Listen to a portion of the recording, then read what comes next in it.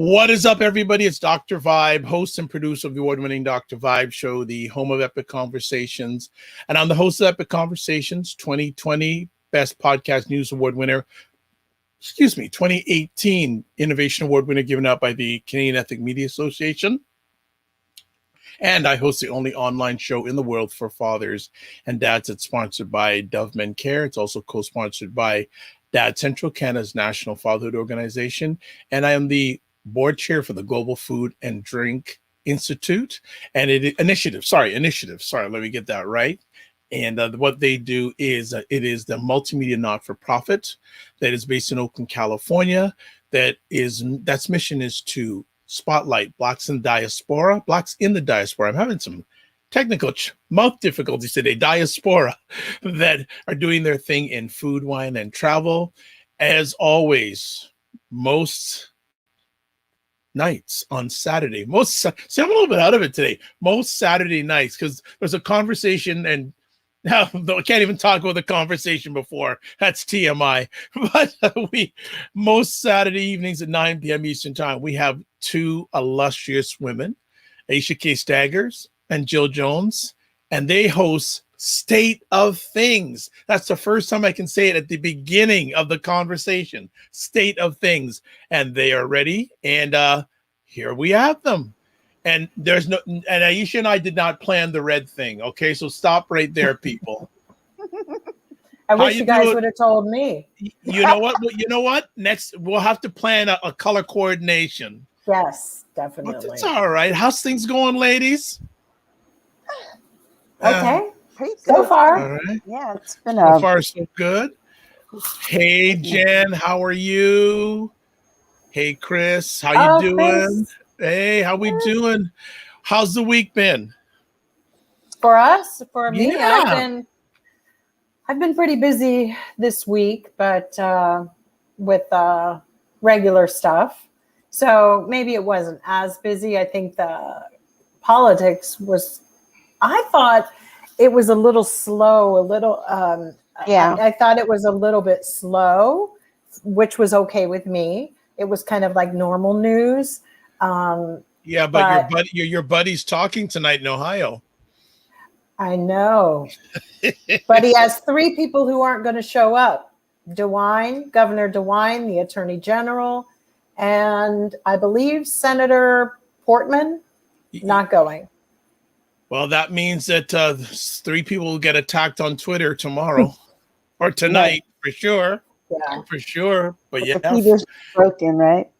Oh, yeah. And want to say thanks to everyone. There is a pile of people already jumping in, and we appreciate that on the live. Thank you so much. We appreciate your support. Black Beauty is in the house. Hello. Birdie Lynn TV is in the house. Hi, Keep the comments flowing. And Birdie, when you coming back? We want you back. And I reached out to Dr. Tachi this week. I'm looking forward to getting her back on a conversation also. Yeah. Oh, great. She and I get heated a little bit. Oh, we always do it somehow. We're going good. And then, no, it's good. It's all good. Okay. It's just nice to have different opinions, and you learn something when people come on. You start to, evaluate your own opinions. Okay, good. Because I don't want to get you and Dr. Tachi on up. No, I can't afford that. No, she's wonderful. I can't afford that now. Stop that. Behave. Who challenges my thinking. Yeah, she is. She's a really good deep thinker. Mm-hmm. She's a really good deep thinker. Absolutely. Well, she shows how you can have intellectual conversation. You may not always disagree, but it's handled respectfully. Oh, totally. We've had some, and Birdie Lynn goes, great guests. Yeah, both ladies are too classy. Oh, there you go. Birdie Lynn, giving the hearts up already. All right. So let's get it going, folks. We have another, even though it may have been slow politically, there is things going on especially in America. So let's talk about this catastrophe in Miami and this building that collapsed. And from what I've seen just recently, there's been 5 people have been pronounced dead, but over 100 people are still missing. 159 are still missing. Wow. I mean, what's really interesting is that number hasn't changed in the last No. day and a half, and it kind of is worrisome. I know today they mentioned they were having problems. You know, they were pumping oxygen into the underground areas, hoping if people were still alive, they would have access to breathing. And but fires started to brew a little bit because you had the electric car batteries and the oxygen and all of that. Just kind of it's just not looking very good for many. Let me ask, from where I'm sitting, I can't even imagine how many pets have died in this too. You know, their whole everything. But is this story really as much? Is it me? But should this story be getting more coverage? I don't know. Yes. Maybe it's me. I don't feel it's getting a lot of coverage. I don't know. I mean, you think so, Aisha? I don't think it's getting a lot of coverage, but I think because media is the way it is, and so the body count is what drives up the coverage.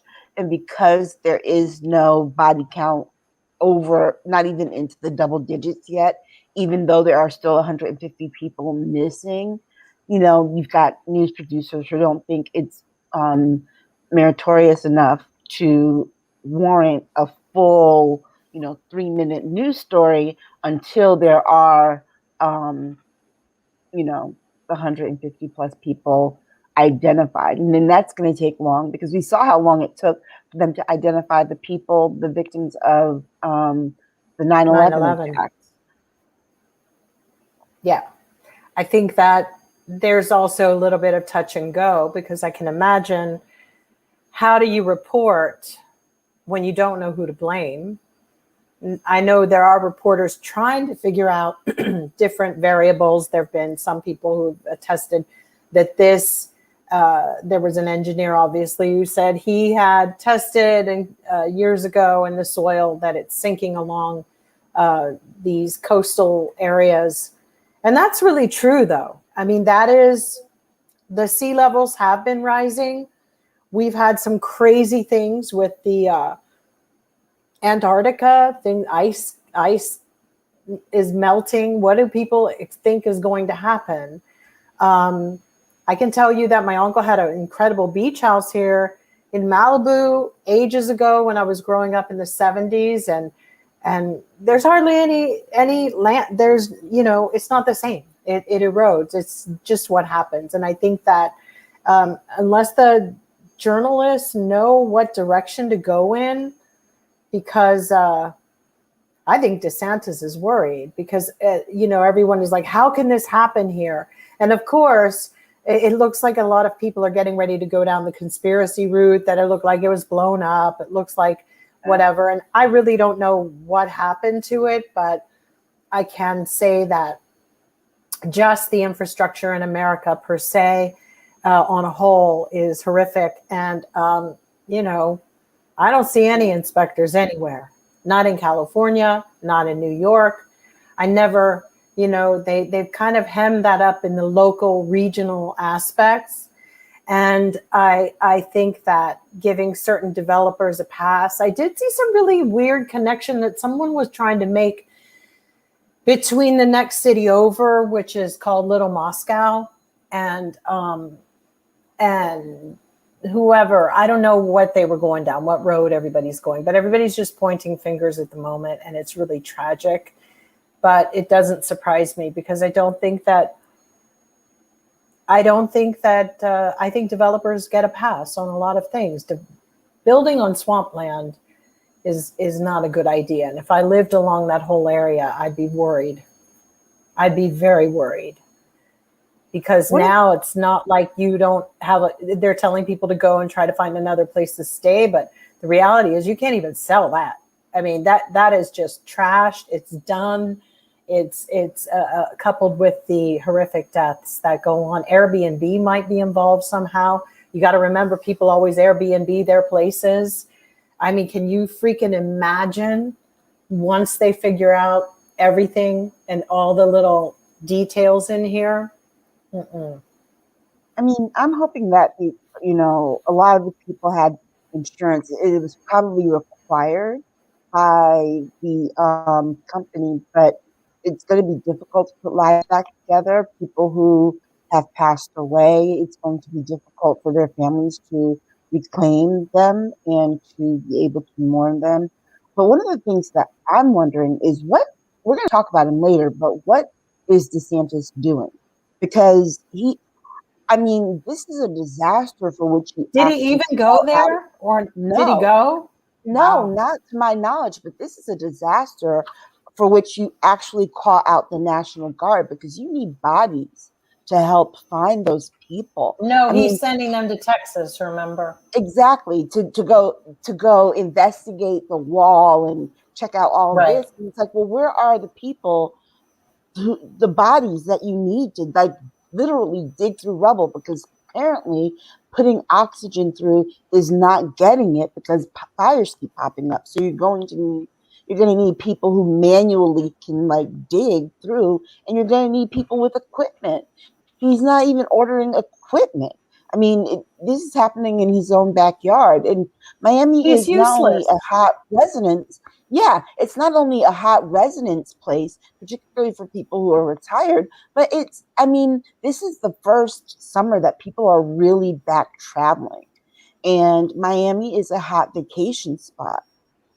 There are a lot of things in Miami. And so this does not look good or bode well for the city of Miami. And isn't the mayor Republican?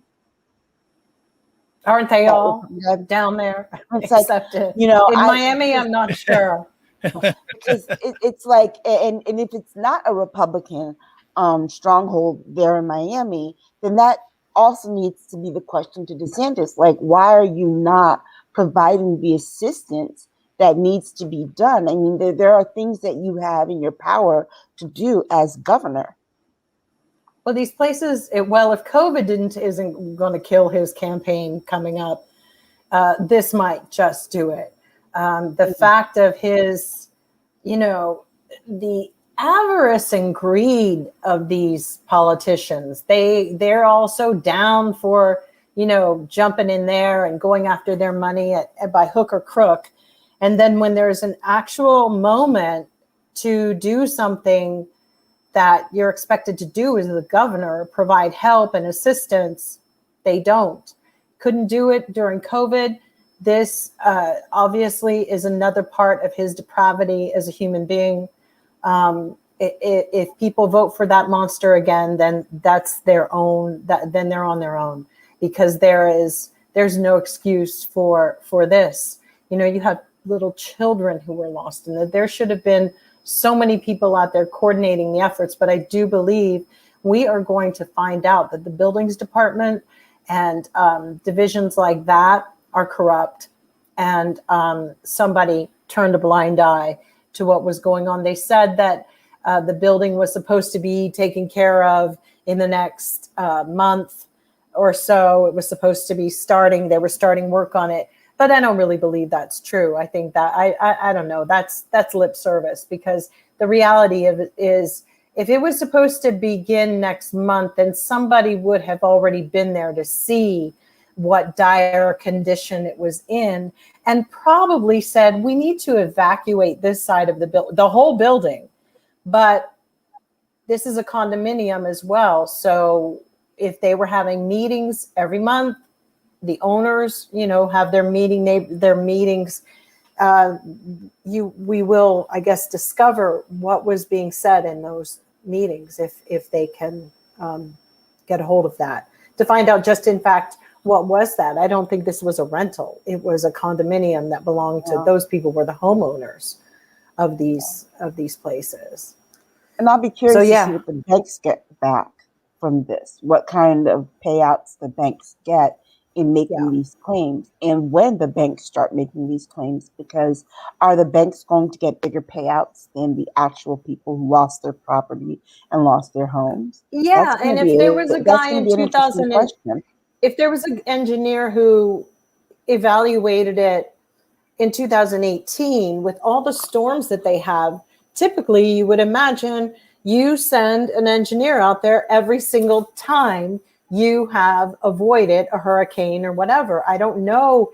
We're at a really weird time in our history of this country of not holding people accountable and them just doing their damn jobs. But there's more, as Dr. Vibe said, there's more to this that's very dark and probably, passing the buck. Well, I'm just going to interrupt because, as usual, our great audience, our live audience is giving great commentary. Chris is saying a building erected in 1981 should have been inspected regularly given the age of the structure. It will be interesting to see the record showing the frequency of the structural inspections done. I agree. Yeah. Jen saying so sad for all the people and all the pets. I know. Heartbreaking. Chris saying DeSantis, the original quote, nowhere man, unquote. Yeah, he's disgusting. Black Beauty, good point, Jill, Aisha and Jill, as why the governor of Florida hasn't requested for more help. Yeah. But knows exactly when to do when they want to push, Birdie Lynn says, which is true. Absolutely. On the Periscope, I agree with Jill. When there's structural issues, someone is usually sent to investigate. And notices are issued to tenants. Yeah. Exactly. And if I believe that if the parents knew that it was in that condition, they would have left. Why would you keep your kids there? Yeah, there's a big negligence going here somewhere. It'll be interesting to see. Go ahead. Well, if they were planning to do this big, reconstruction, like where was the scaffolding? Exactly. If they had been inspecting 2018, clearly. Where's 2019, 2020, 2021? Right. But clearly they saw some damage in 2018 that let them know that they needed to do some kind of repairs and reconstruction. Mm-hmm.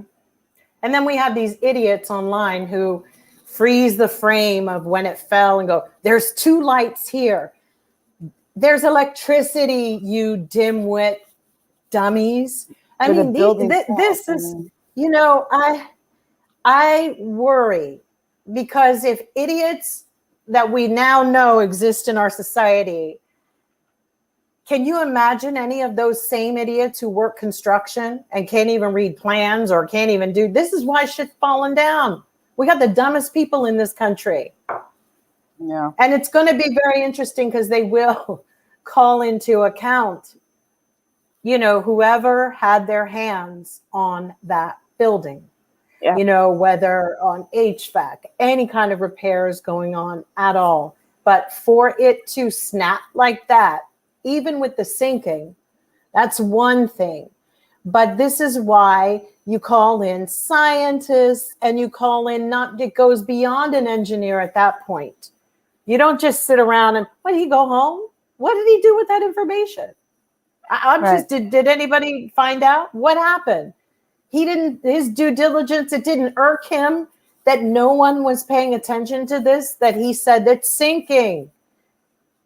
I'm sorry, give me more with this story. Because if he's the last man who checked it, he's going to be the first one to go down. No pun intended. He will be the scapegoat. Mm-hmm. He'll be the scapegoat. That's what I mean. But they got to follow the line because obviously he was not the only one that saw that report. No, he wasn't. Yeah. But he's too afraid, apparently, to start running his mouth. Because I certainly would. I'd be singing like a bird. Yep. I'd be whistling imagine Dixie. all those lawsuits that he's going to face personally. Because the chain of command would be you're at the DOB. Then that means certain things can't even get done. Certain deliveries, certain anything. The weight of anything in that structure becomes compromised. So what are you saying? Oh, this is going to be, I just really was just hoping they would find more people alive or that there was some gully that they fell in but it doesn't really look good and it doesn't feel good either. Yeah. No. And now I just pray that they didn't suffer because all this bumbling that dumb DeSantis has done nothing to get all hands on deck, where they could have maybe saved more people. Right. You know, DeSantis is a liability, and he should be sued personally for incompetence. How many people has he killed now in this state? I mean, seriously, he just doesn't care, and he really doesn't need to be there. Yeah. The folks, the name DeSantis will be coming up a little later in our conversation. So he's not, he's, I guess he's on the front bumper and the back bumper of our conversation tonight.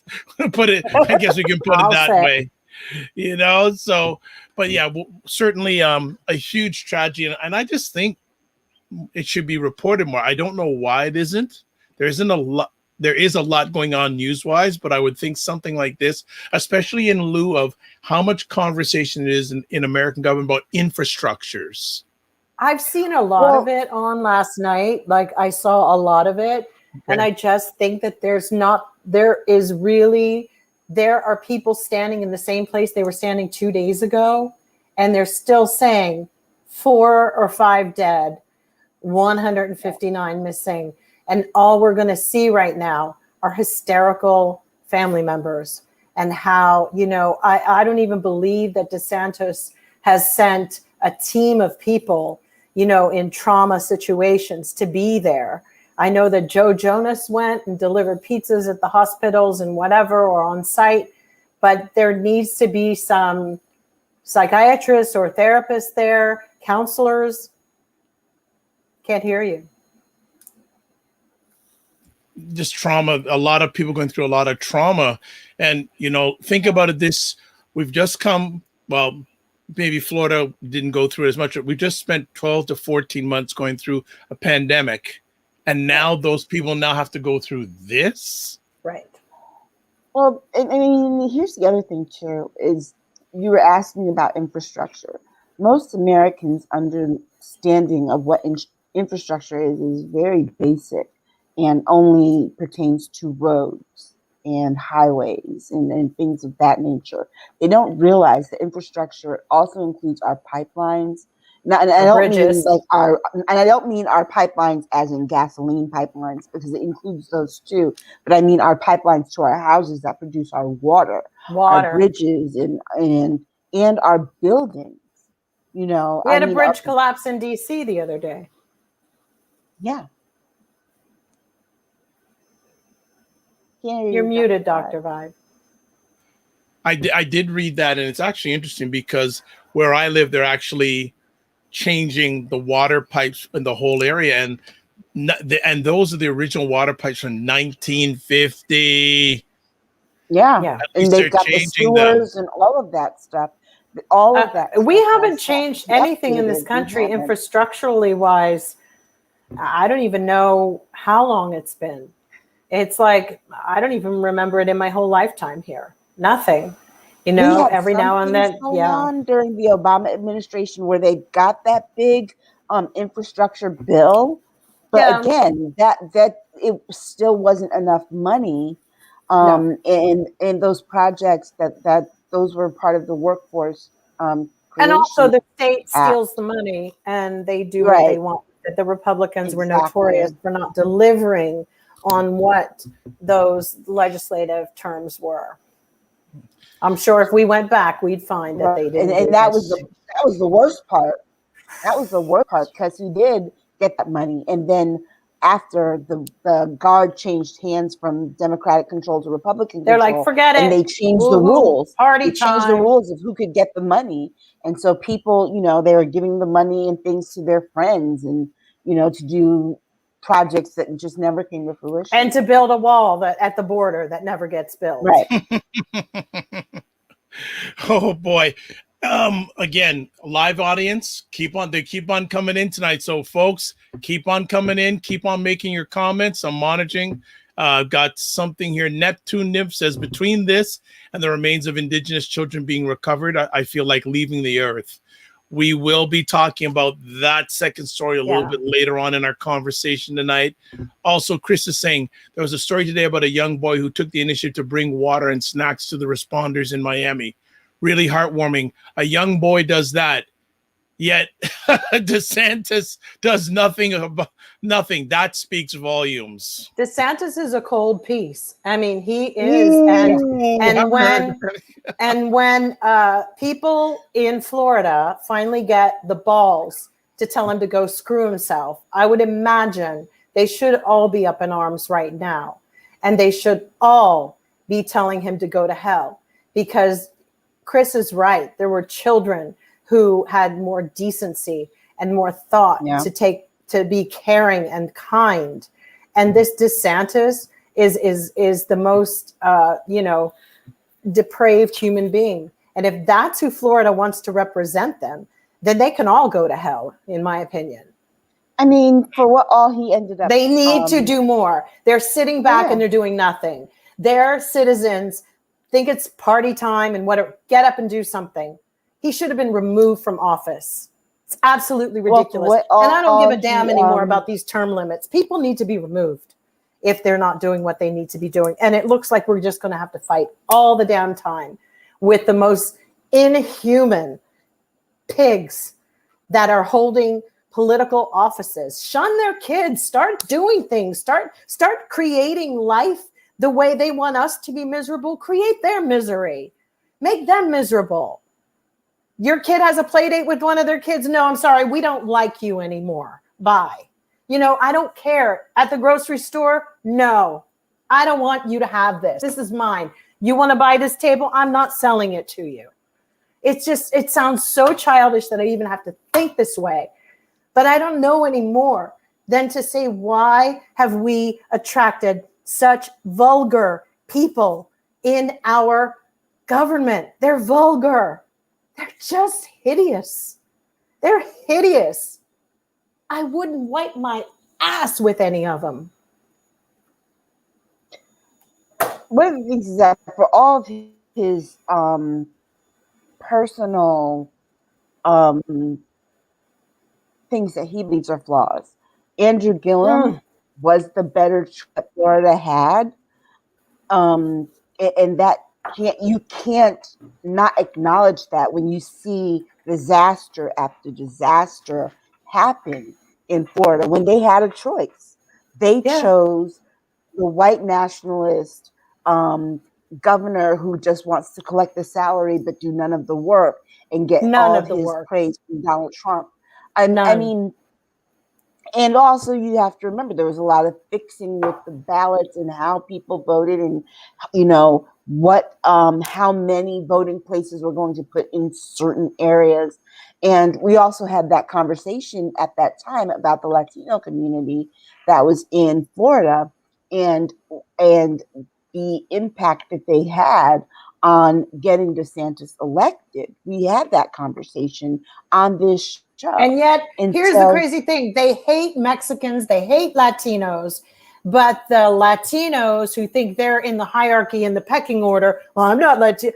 I'm a Cubano. So I'm a light-skinned Cuban. Bloop-de-bloop-de-bloop. I'm going to be Republican. That is the stereotype, isn't it? That is the thing.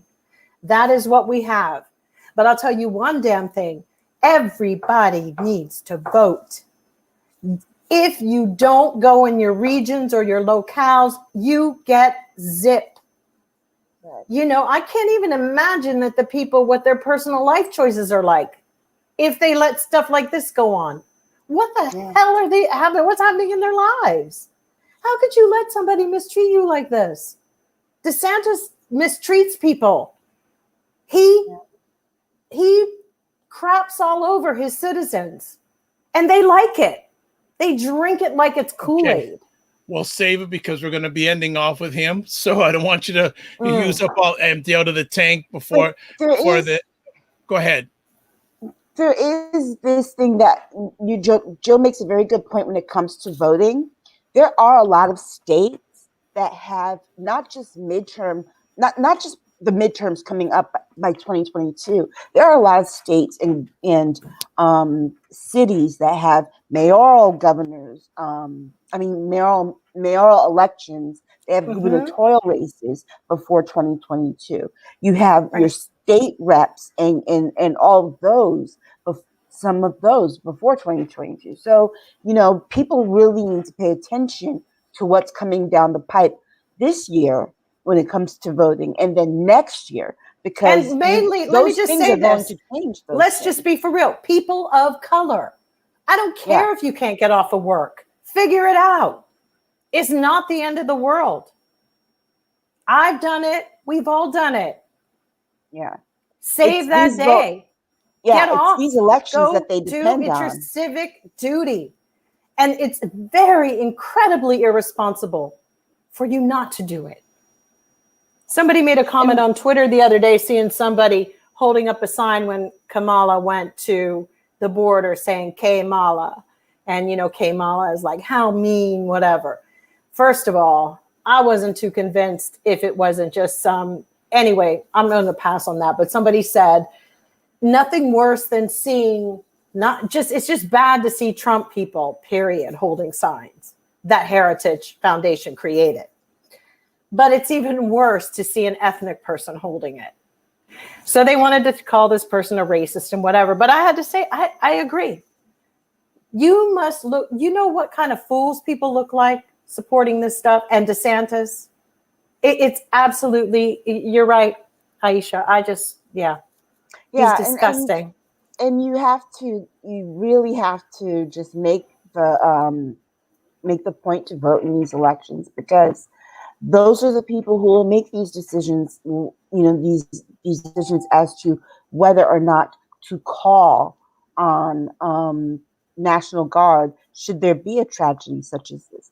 You're going to have your mayors and your state legislators. They're the people who are going to make particularly your state legislature. They're going to make it hard, along with your governor, for you to even get out to vote in 2022, because the federal government is not going to be able to catch up in time.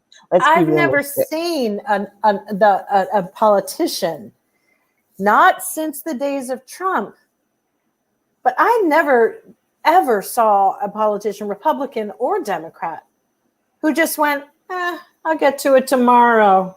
Oh, really? Okay. Right. Yeah, they can take care of that. The regular fire department can do that. Yeah, it'll overwork the team. Yeah, it's all right. Well, I'll get considering to it that but right. And firemen and first responders are suffering from post-traumatic stress disorder as it is. If anybody else needs to be there, if it's therapists and counselors, it's for them too, because scraping a baby off of a piece of concrete smashed between two bricks is not going to do very fucking well, DeSantis. It's going to really turn you. And that's what you should have to be out there helping doing. DeSantis's fat ass should be out there helping them brick by fucking brick. He's so above it all. And I think it's time we demand our leaders to get up out of their little chairs and move their asses and do something, because that is going to just disturb. You wonder why they may not be showing it on TV, because they don't know what they're going to find. And whatever cameraman catches it will just tip this whole shit right all the way over. We're in such a horrible time. And you know who set the tone for not giving a GAF? Trump, what he did to Puerto Rico. Let's not forget. But it looks like Florida forgot. They still have DeSantis. And Trump, if he ever threw a roll of paper towels at me, it'd be the last fucking roll of paper towels he ever threw. But he would have gotten those towels back. Remember that? I thought that was heinous. You throw something. What?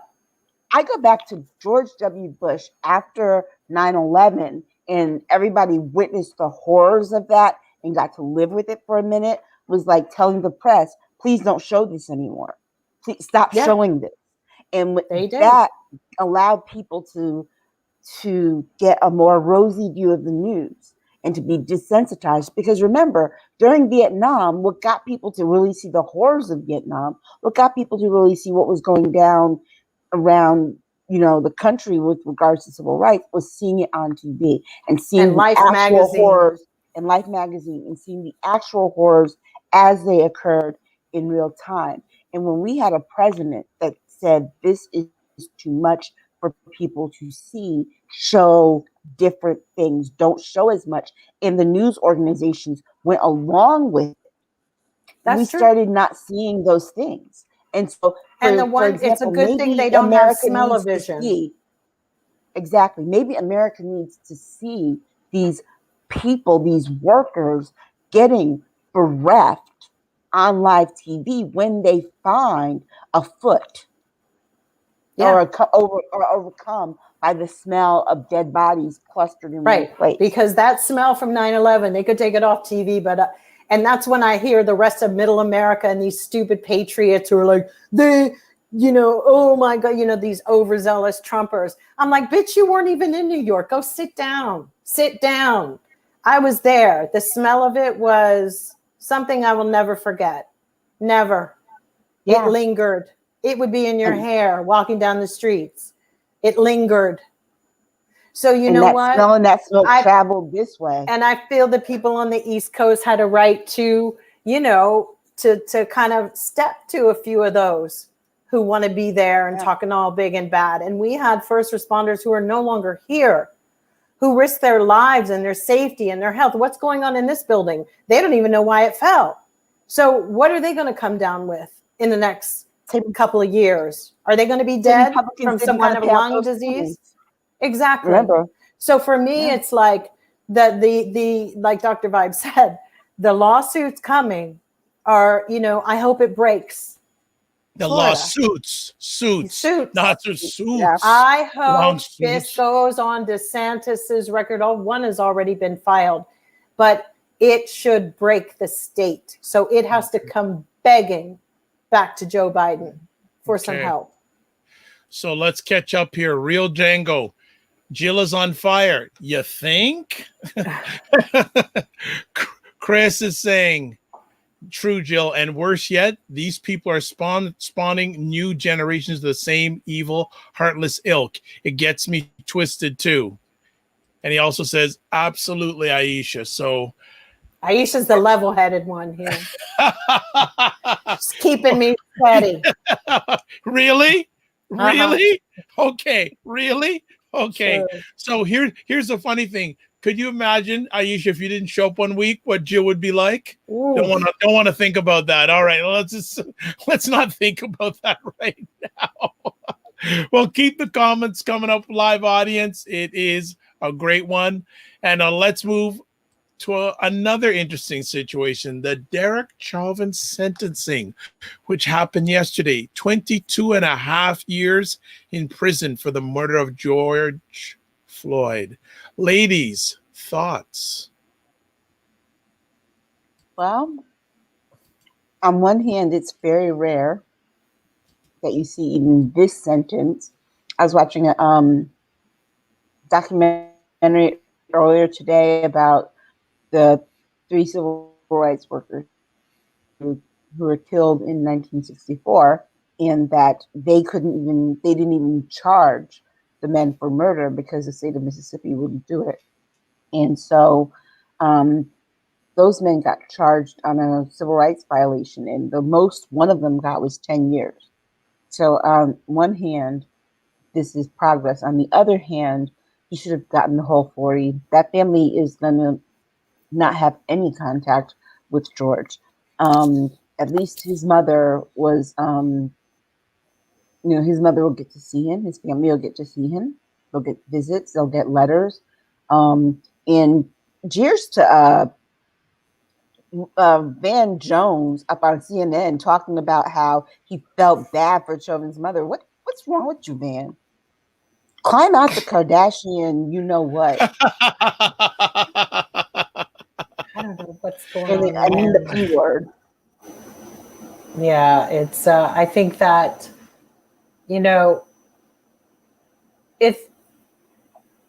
of course, we feel very bad for George Floyd's family, but why George Floyd was he is the symbol of this, is because his demise really is America's demise. That was, he took it all the years of abuse that Black people have suffered in this country, it was all present at that moment. So, it was so karmic. And I'm not making him a martyr or a saint, but, I really do believe that there was some kind of divine, we're supposed to really learn from this. And I think it was a turning point. And those that don't get it it's not going to be good for them. So Jill, you bring up a good question. Do you think America has learned from this? No, because I think we're at a point now. It's funny, before we came on the air, I was watching, PBS has an amazing program right now on about mental health.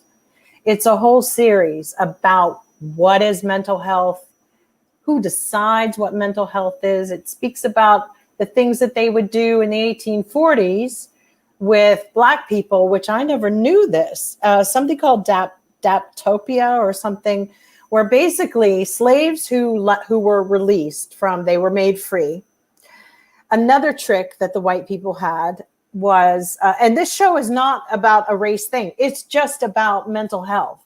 But one thing that happened on the evolution of how we've gotten here is that slaves who came up north, well, the North had its own little way of fixing them N-words. It was to make them be deemed insane. And so if you look if you're part of Ancestry.com or you're 23andMe, then you can go and look, and up in the corner, like there should be something about insane, in the long sheet that was filled out. They used to make Black people be considered insane so that they could lock them up. And that was another trick that was perpetrated to say, oh, they can't make it. They don't know how to function outside of, being told what to do. And there were some who had mental issues, partially because there was some inbreeding that had happened.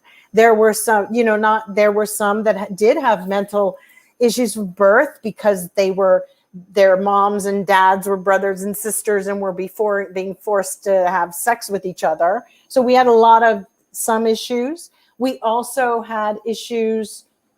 That's what they did. So for me, it's like to see that we've come to this point with, it hasn't learned anything, but we can evolve.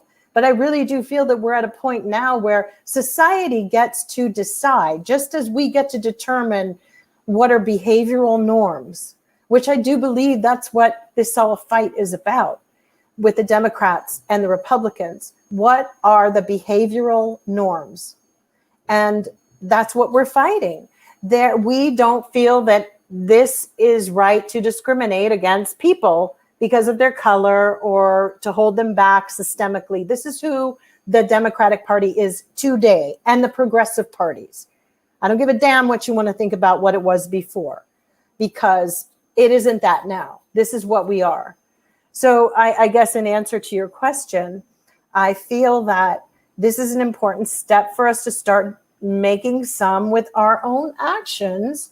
I do believe in shunning people. I know Joe Biden thinks you can get along with people, but I know that when you don't let people come to your party and after a while you're happy and you're having a really good time and they just are outcasted from just sort of civil-minded, healthy-minded people. When certain people sit down at the table and they're just freaking twisted, just excuse yourself and leave. They'll get the message. I think it's important to do that for a while. I think we are wearing white and they will just get us all dirty. They're dirty people. They're filth. So you can't, what is it? Bad associations spoil useful habits. They're filth. And I think our behavior has to be more supportive of each other and moving people forward.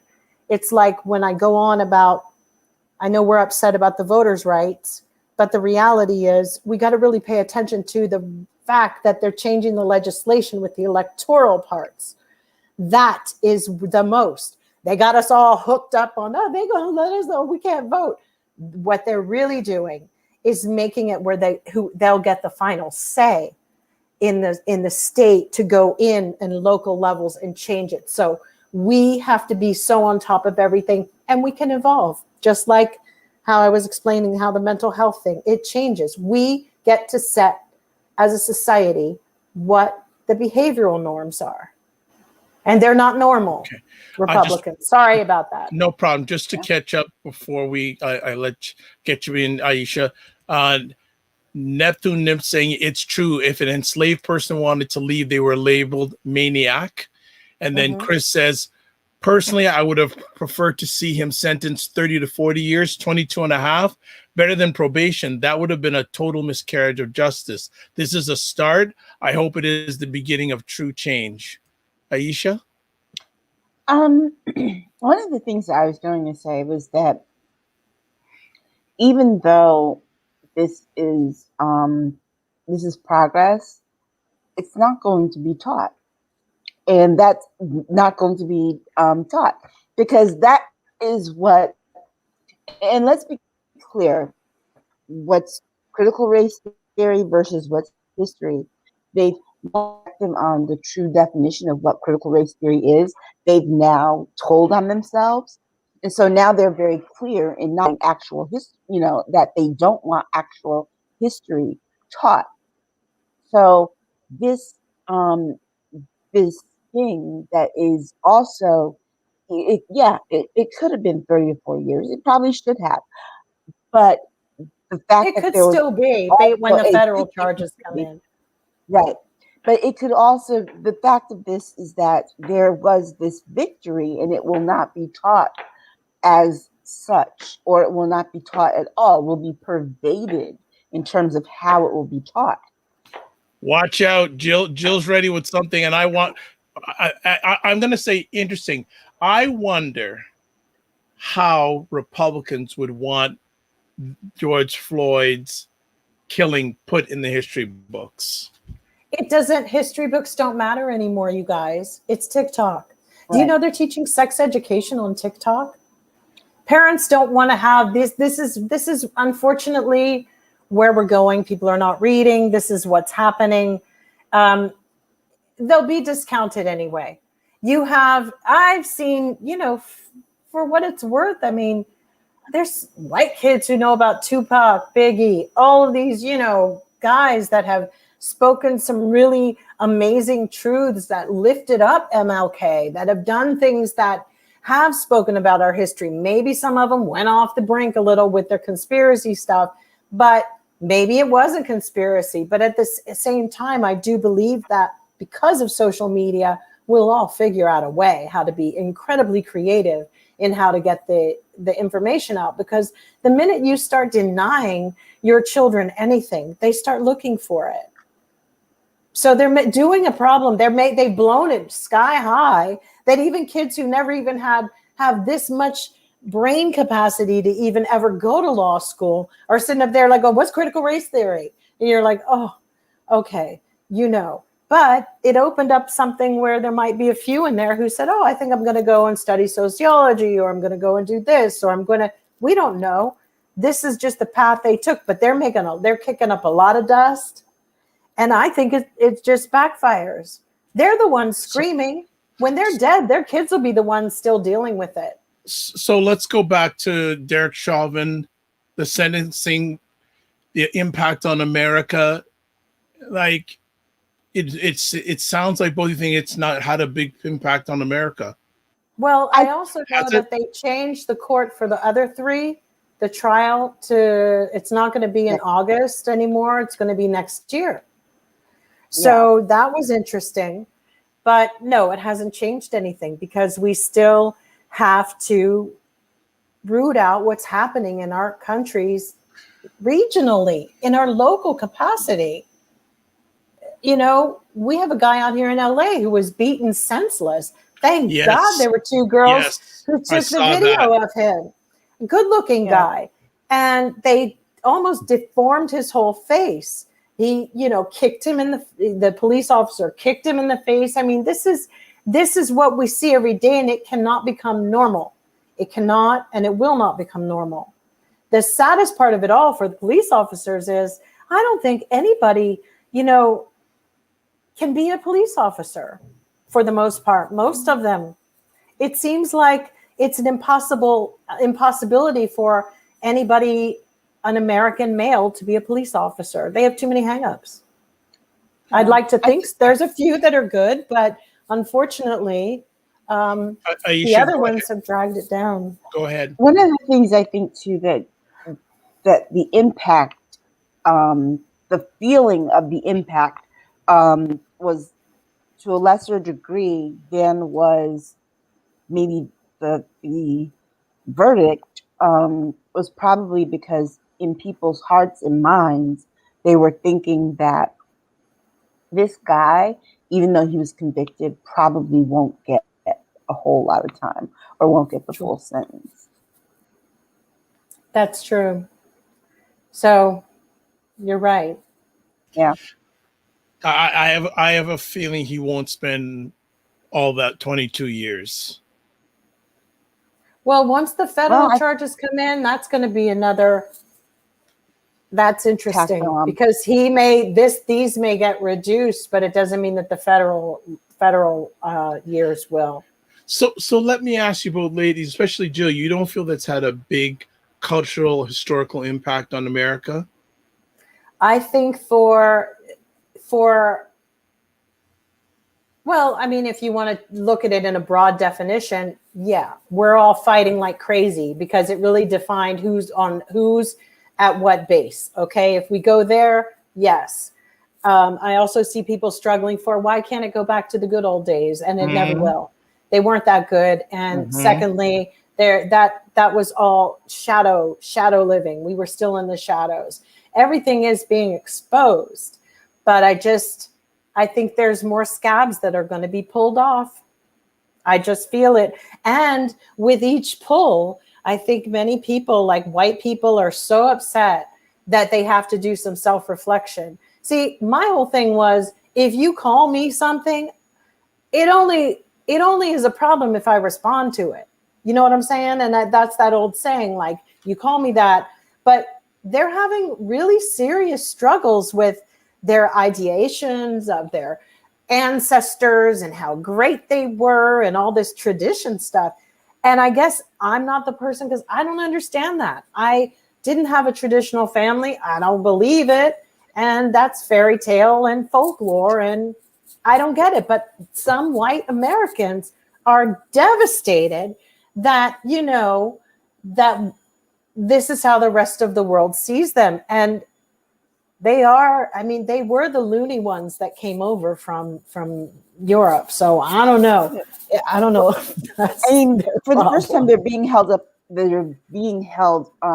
mirror is being held up to them, and they're actually looking at it. Before it was like they were looking at everything else, right? But now they're looking at it, and they were looking at it over an extended period of time, which they had nothing. They had no respect to, really, because everything in the periphery had stopped for a year with the pandemic. It's like you walked in on them and said the jig is up.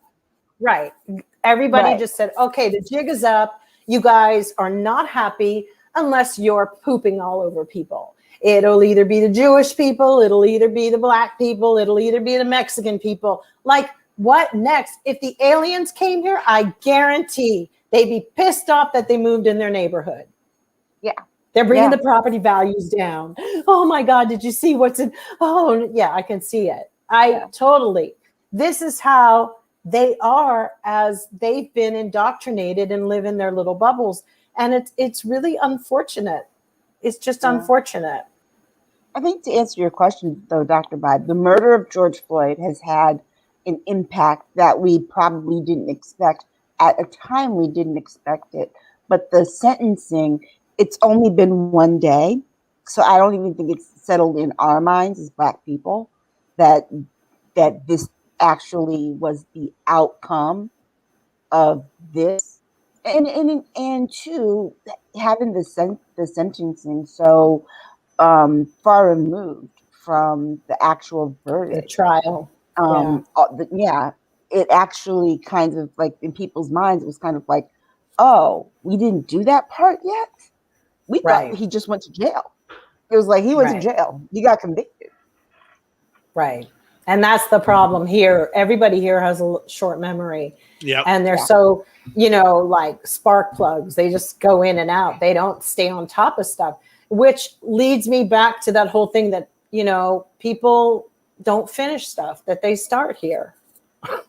I like that, spark plugs. I got to remember to use that sometime. The spark plug analogy. Black Beauty says, my understanding of the Chauvin sentencing is 20 years minimum up to 22 maximum. And unfortunately, this is the norm for sentencing here in the USA. I have a feeling he ain't going to spend 20 years.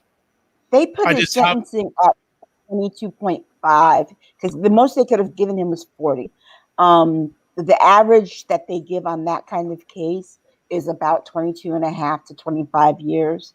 And they ask for 30, the defense. 30. Right. He is going to spend that time. What he'll end up doing is exhausting every appeal that he has.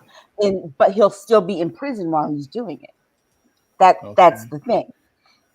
He'll be doing all that hashtag in prison. Hashtag Delco spark plugs. Hashtag.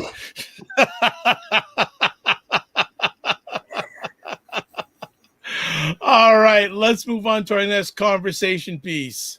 The Democrats cite the Ku Klux Klan Act in suits over the 45 train in Texas bus incident. So for those who don't remember, during the campaign, there was an incident where there was it was a bus full of Democratic supporters traveling along a Texas highway that almost was run off the road by 45 supporters. Crazy. This is the problem, is that people do not know the terror of white people, and because they've demonized Black people in this country so much.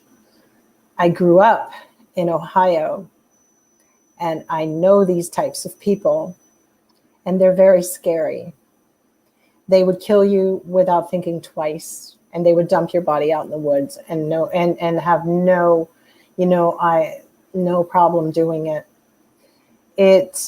It didn't even matter how you grow up. If you try to be, cocky, if you try to be subservient, these people are psychotic, and it's at a whim your life can hang around them. And they are evil, and they've always been, and they live off of hate. So people do not understand this. So when you hear KKK, it's even been watered down. It's been watered down because they're not showing up in the sheets and burning the crosses. And I don't know if because there was such a high level of decency, which is why when somebody would do something like that, you just would go, oh my God, how immoral, how horrible. And now I look and go, because we react so little, is it because our threshold is so low? It's like you go, oh yeah, the Ku Klux Klan rolling up. These guys are bad news. They've been bad news, and they've always tried to get a president in. They tried in the early 1800s, early 1900s. Stevenson, one of them. And if it wasn't for the woman who gave her deathbed confession after she poisoned herself with mercury, they would have had him in. They have not stopped. They have not stopped, and they will continue. And those are Klan people. They just evolved too. They're no longer, like we were talking about mental health. They're not doing lobotomies anymore, but they're still doing some different shit. And it's bad because now they're in the infrastructure. And this is going to be the hardest part for our government to figure out who is who. I don't even know. Maybe they should all be given lie detector tests. I don't know. But we're getting to a time where they're pushing the thing for people needing to have chips. You see, these are the people that in a really weird way are pushing for there being no other recourse but chip technology, because they're really making it an impossibility to live on this planet together.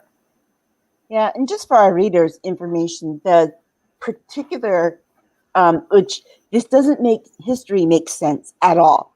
So the actual KKK Act that they're using is the 1871 Act, which in it has a specific clause that if you are using any kind of intimidation tactic to violate people's right to vote, or to affect how people vote, or using anything of that nature, then that is the KKK Act. It's not lost on. It shouldn't be lost on you that they then had to go back and do a 1965 Voting Rights Act, because that there did not contain all of the language that needed to be in place, because the Klan, as we know, did employ those tactics in the 60s, but didn't make themselves obvious enough that they could be charged on that. Now they're proud of it. Now they're proud of it.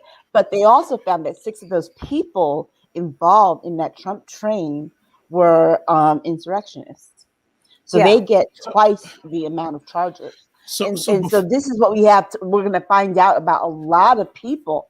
For example, we're going to talk about this later, but the FBI wants to find people who were at the insurrection. Go to this rally tonight. Well, and before we go to break, and periodically I ask both of you this question, so I'm going to let's go back in history a while. Number of years ago, lady was killed at a protest. A gentleman runs a car over a lady at an incident. A certain person said there were good people on both sides. Right. We have George Floyd. Earlier on this year, we have the Capitol incident. My question is, why aren't many Americans saying there's something wrong with our country? They didn't do anything when Timothy McVeigh blew up freaking Oklahoma. They didn't care. People, when it doesn't affect them directly, they don't care. There's a heartless bunch of people who are Americans. Sorry, Dr. Vibe. They just ain't right. They ain't right. For the most part, I think people of color might just be the soul of this country. But white people right now are treading very lightly on just like, when you're that entitled, I don't know what's wrong with them. There's a problem. Give a bunch of green dollars in front of them and they'll do anything. But it's gotten really bad. They did nothing. A daycare was blown up, Oklahoma. Then we had the Unabomber. These people, oh my God, they secretly want to be the guy. That's American white dudes. I want to be, oh my God, he's my idol. How did he do this? You know how much time they futz around trying to figure out what the hell those idiots were thinking of sick-minded individuals were doing? That gives them the biggest hard-ons ever. That's America. They didn't do shit then. That's why it's still here. Go ahead. Dr. Aisha. Sorry, Aisha. That's not a problem. Ask your question in any decade.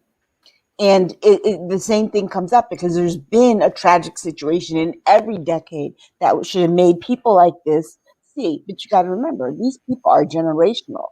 You know, they are who their fathers were 30 years before, who their grandfathers were 30 years before that, their great grandfathers, and so on and so forth. You're talking about their descendants are the reason we have a Ku Klux Klan Act of 1871, and we still need a Voting Rights Act of 2021, a John Lewis Voting Rights Act, and everywhere in between, we've always needed laws of protection against these people. And wait, we've always had white women with their white women tears idolizing serial killers. They were all over Charles Manson. They wrote him letters. They would go to the courthouse. Sean Penn One of the spoke about Menendez it. brothers has the Menendez brothers, wife. Richard Ramirez. Women used to go in and raise open their with no underwear on to see him. But we've had this, and we have always had this twisted idolatry, this weird, this place, it's one of those places that you're like, maybe it just needs to be tore up from the floor up and rebuilt. Like, we got to sit down and address, these are conversations you just need to sit in a group and go, yo, what is that? And how we've learned to assimilate with all of our sick biases against each other in offices, in buildings, in schools. The biases are there. And slowly over time, it erupted and our decency eroded. And I'm not saying I'm in Canada. We're not. I'm not saying we're perfect in Canada at all. But I'm just looking. I'm going. Aren't people just sitting going, you know what? There's something wrong with our country. We need to talk about it. It's hemorrhaging. Well, here's the thing. There's always, I can tell you this. I see this at least once a day, but I see it every day on Twitter. Someone asking, are white people okay? Are white men okay? Are white women okay? But it should be prefaced American white ones, because I'm telling you, it's something about the suburbs they grew up in, I'm telling you, it's them. Like, living abroad, when they would come, people would act like you just, like I said, I used to pretend I didn't speak English. And the British are coming up real close with the American men. They're skirting on up. But for the most part, not all of them. All right. And Chris is saying, yes, Aisha, entirely a generational issue. Absolutely. So, folks, we are going to take a little bit of a break because you know what? These ladies need to, I don't think they need to refuel. I think they're already down the straight. They're ready to go. But we're going to take a little bit of a quick break. And when we come back, what are we going to talk about? Oh, this is what we're going to talk about. My new lipstick. We're going to talk about 45's organization could face criminal charges in New York next week. So take a break. And if you're watching live, hang in with us. More is to come. If you're listening on the replay or watching the replay, don't go anywhere. We'll be back in just a moment. So, ladies, what is going on? Just that he needs to get it together. Sick of that. I am sick of it. Something is seriously wrong with you. Why is he still there? She shouldn't be near Congress. You need an exorcism, because I don't know what is wrong with you people. It was so powerful. And I really wish everybody would stop bowing down to this. What is he talking about? This makes no sense. They know they are not the oppressed party, but they love being the superior ones, and they want to flaunt it. So it was always made political, particularly for people of color and the LGBTQ population. We end off every episode with a cockroach. This episode's cockroach. Everything. Everything? All the things are going on. All the things? Mm-hmm. All right. We are back with lipstick and state of things. That's quick. Yeah. Well, hey, you know what? Got it. That is. Well, I thought you're a pro at that, Drew. I thought you had it down pat. No. I use the lipstick for my cheeks too. I don't really believe in buying all that product. Oh, well, you don't need it, Jill. Some days. Okay. Well, some days I can damn near look like Droopy, the dog. I don't know. There are days. All right. Well, let's go back at it. So, second half of our epic conversation this evening, we'll start off with 45's organization could face criminal charges in New York next week. I'll believe it when I see it. Ladies, what are your thoughts? I'm going to kill this. Look, kill more it, power to whoever's going to be in the court, because let me tell you, these people have lined up every step. So they've got every I dotted, every T crossed. It's going to be lovely just watching these indictments being handed out left and right. And I just want them to do a perp walk. I'm sorry. I want to see a perp walk. Good old fashioned I know, perp right? walk. Mm-hmm. Jill, your thoughts? Interesting. Well, I think that I've heard enough media people like going crazy and trying to diminish like, these charges, sort of like not make them as like ramped up because that's just the news. But you have to remember there's just strategy involved in getting this forth. And they may not indeed have found the silver bullet to get Trump specifically, but they may have figured out how to rattle his cage and destroy his kingdom or his empire, because it's true, like that one attorney, Daniel Goldstein, said, banks are really funny about indictments. And when they start thinking that you might be getting trotted off somewhere, the thing is, though, they've got to put enough pressure to make the banks get a little nervous and want to call in some of their loans.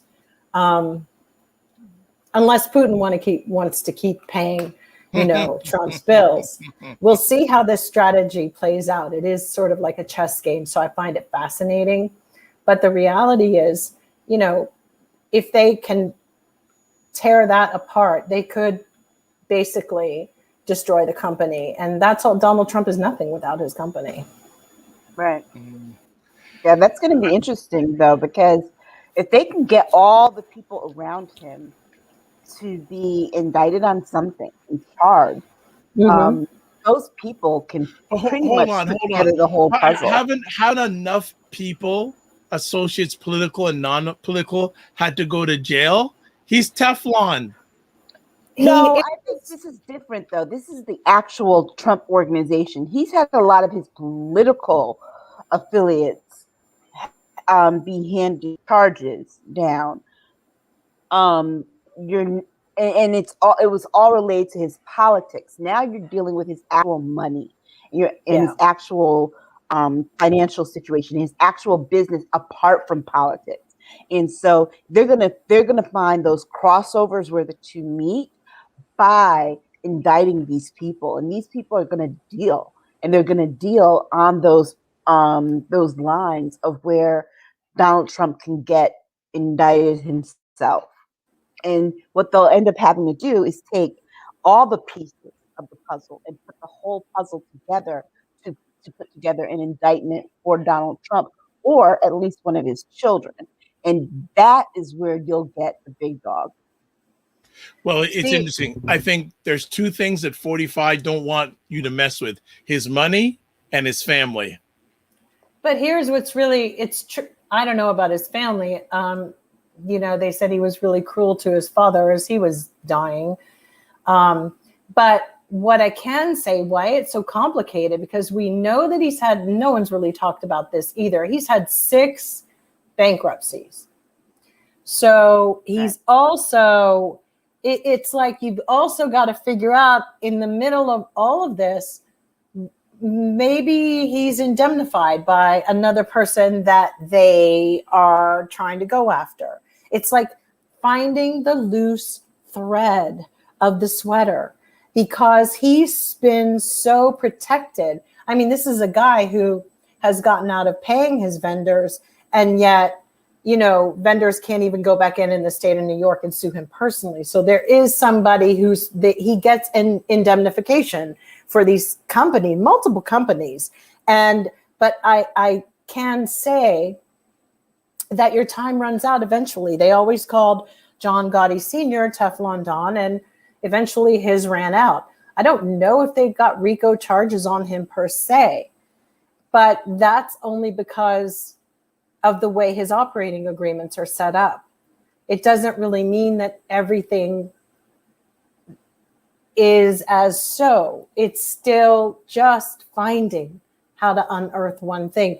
And I think they need to go after his secretary, because she wrote he didn't have an email account. She wrote it. She needs to be held to the fire for the fact that was she speaking on his behalf, or did she decide to go rogue one day and say something really crazy in an email? I think they need to hold her ass to the fire. And I think we might see some results. I mean, we have to remember that they didn't get Al Capone on actual criminal charges related to his businesses. They got him on mail fraud. Right. And so this is what they're going to have to do to bring Trump to heel. They're going to have to do something that really brings him down on one of the thing that he prides himself most on is being rich and having businesses. We'll start to take those away from him, and he's nothing. Right.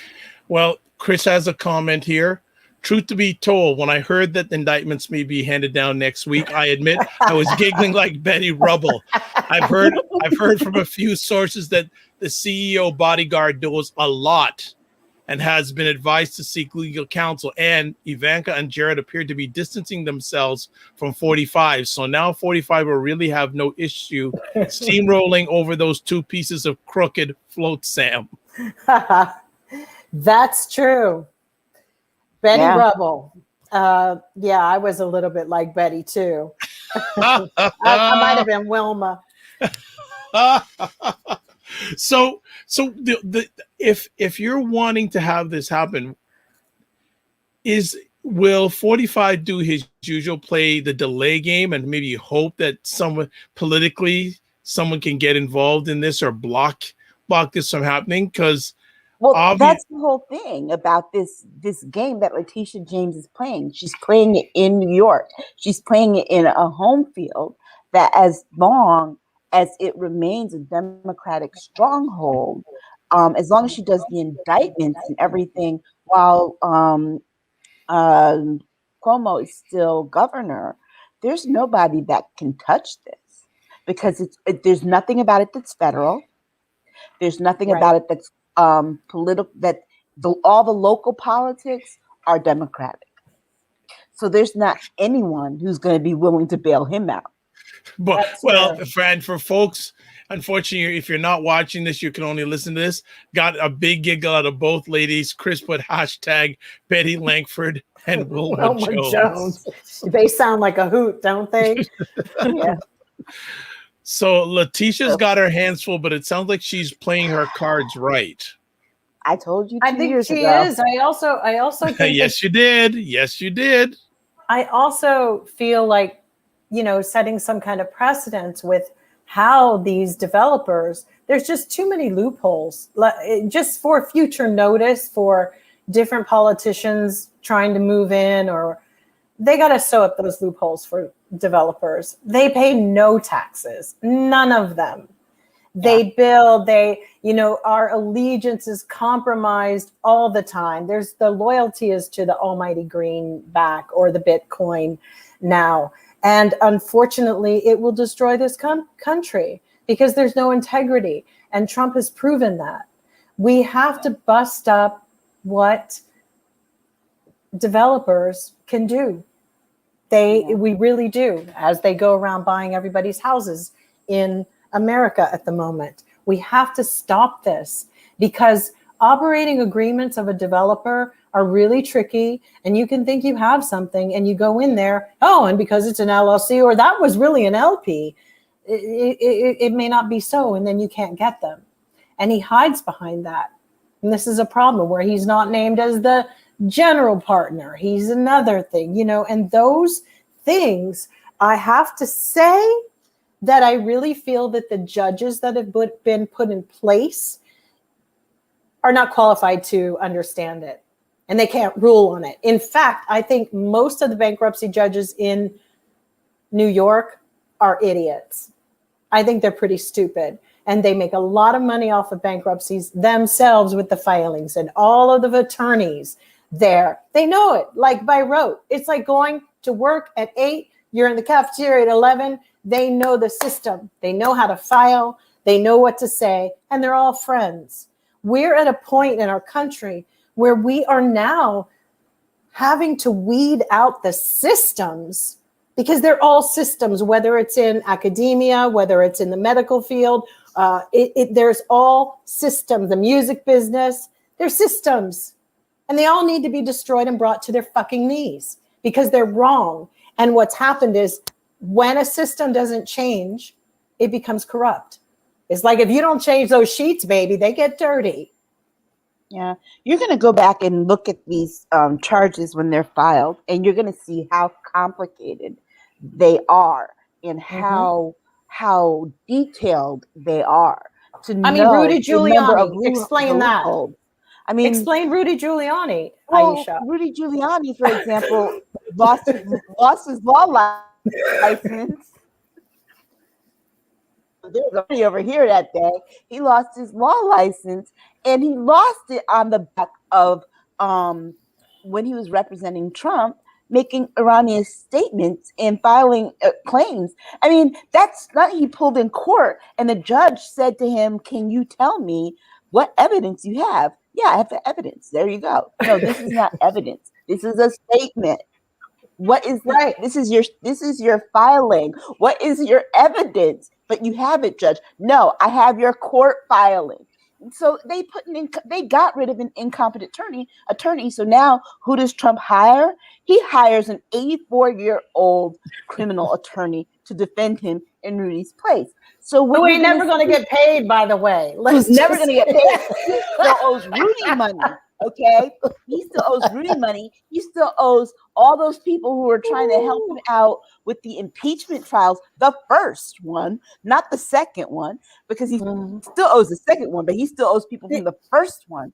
It's like you're going to see the loopholes that there were when you go back and look at these criminal charges. And you're going to see every loophole that Tisha James had to close in order to get a certain piece of evidence against him, and to close in order to get a certain document that led them to a certain person that they can now charge.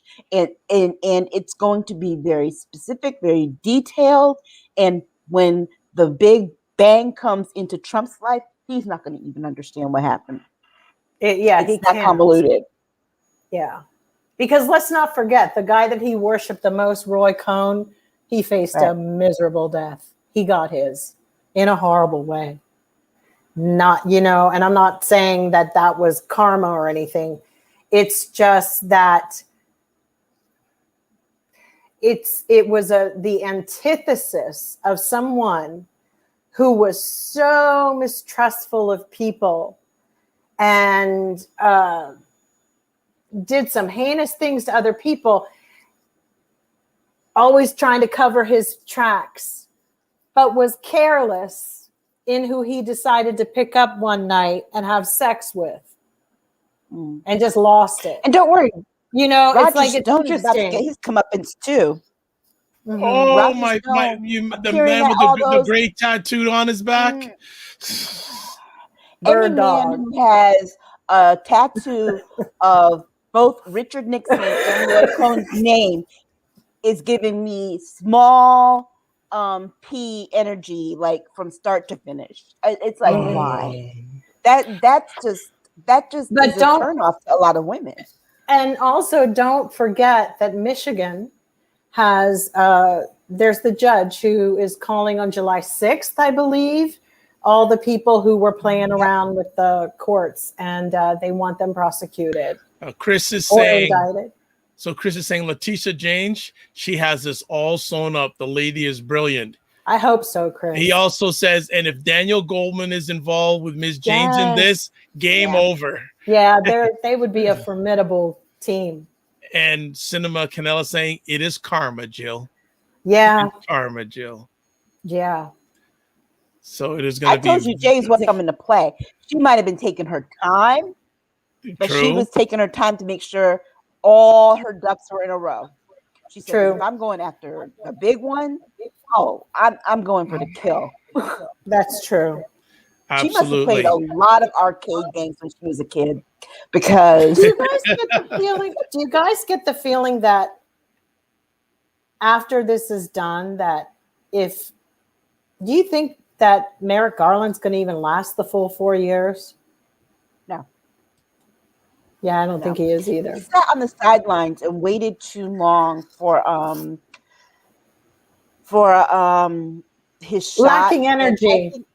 He's lacking energy. And the only reason that he's not going to quit and be replaced is because Democrats are trying to see what these midterms are going to flesh out, and to see, if there is a switch on the Senate side in terms of there being more Democrats elected, and they can get over that 10 threshold, and they at least have 7, and they can get 3 sympathetic Republicans, although I don't know who they would be thinking of at the moment to get their person over. They're going to elect someone who's a little bit more progressive with a little bit more of a spirit. Yeah, I think so. Yeah, right. Just not getting the feeling that he's going to, that he's up for the whole, kit and caboodle, because I don't think he really knew. He didn't go in like a G, like, you're fired, you're fired, you're fired, you're fired, you're fired. Bye, pack your shit, bye. But when you learn about him, you learn that he was also a former Republican. You learn that he was also a former Republican. You learn that he's a moderate center left Democrat. The other thing too is that he got the job. He's over it. It's not the job he wanted. Yeah. He got a concession. He missed the window. Yeah. He missed the window for him to care. He has none left to give. He would have been a better judge. He would have been a better judge. And he got a concession job. And truthfully, the Democrats did not want to pull from the House or the Senate to put someone in place, because Joe Biden had a couple of names like Adam Schiff and people like that, but they didn't want to pull from the House or the Senate during destroyed this thing. Yeah. Ooh, Adam is my guy out here in Burbank. That's mine. I'm like, ooh. So Adam, every time he walks up, I'm ooh. Jamie, what's his face is cool too. Merrick's not for it, but I think that if the Dems could get the people that they need, they really need to consider Tish James. I agree. Let her dust this off. Let's see. Yeah, that's what I'm saying. In 2.5 years, that's what I'm thinking. That's a very interesting observation. We've got to watch where her career takes her. Yeah. Oh, she was my lady councilwoman in Fort Greene, Clinton Hill, and I followed at the beginning. So, please, she's done quite well. So there could be a game. You think there's a game plan in this? Ain't no stopping her now. On the move. Okay, the album. Save it for the album. Quiet. So, all right. Next conversation piece. We said there'd be more, and unfortunately, now there is more. 751 unmarked graves of Indigenous children found at former boarding school in Saskatchewan, Canada. And I live in Canada, so I know the ladies will ask me to get a little bit more involved in this conversation. What is blowing my mind is I just don't think the government is giving it enough attention. Like there's apologies, but the apologies can't get these young people back. Plus the Catholic Church. Oh, they're acting up again. Right, like I'm just very disgusted in regards to. I think they need to do more, and you've got to look at it. What this country has done to Indigenous people. In a way, and I know in a way, it's almost like this country's this is now just a foot on the neck of Indigenous people. If people believed in reincarnation, which I do consider, I have a tremendous empathy for all the people of historically. We have hidden, and we've depicted people from indigenous tribes in a, went from Jeff Chandler all the way down to. I just want to interrupt too. What bothers me even more is that governments have known about this for years and They have, years Dr. and Vide, years but years. the problem is the people, the masses. The masses, we have to stop thinking that it's them that have to. We have the voice. We have the voice of the people. Do you really want to know that the coup that happened in Iran and what happened in Guatemala, they were paid. There weren't people on the streets. They were paid. Just like all the things we see, they're paid. So was there ever a damn time that people actually got up off their asses and went out in the streets and said, enough of this? The reality is that this has been going on a long time. And what's even more tragic is that people around that time knew that it was happening then, and they said nothing. I just want to stop for a minute because I just want to catch the comments. First of all, Cinema Canela is going, what? Yes. Christy White is in the house. Hey, Christy. Hi, Christy. Real Janko saying that's simply horrible. Christy is a member of the indigenous community. She's saying, my mother's a residential school survivor. She was born in 1960. Right. Wow. Real Django saying it is sickening. Christy is saying her community is devastated. Can I say that again? The indigenous community is devastated. Well, Cinema Canela is saying humanity has reached rock bottom.